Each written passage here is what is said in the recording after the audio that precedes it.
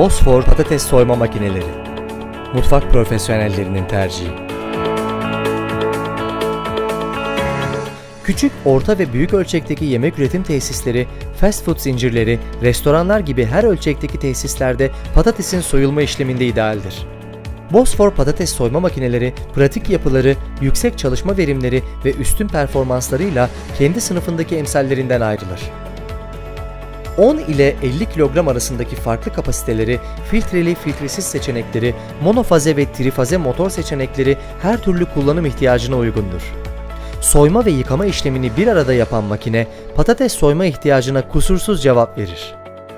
Bosfor patates soyma makineleri paslanmaz çelikten üretilmiştir. Değiştirilebilir zımparayla kaplanmış zemini ve duvarları sayesinde patatesi %2, %5 gibi az bir fireyle soymaktadır.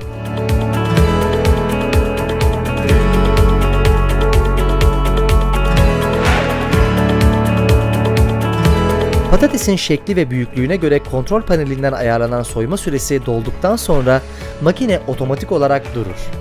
Soyma işlemi makineye bağlanan su çıkışı sayesinde patatesi yumuşatarak parçalamadan 1 dakika ile 4 dakika arasında gerçekleşir.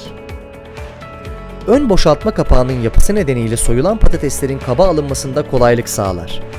Filtreli modellerde soyulan kabuklar makinenin altında bulunan paslanmaz çelikten yapılmış filtrede toplanmaktadır.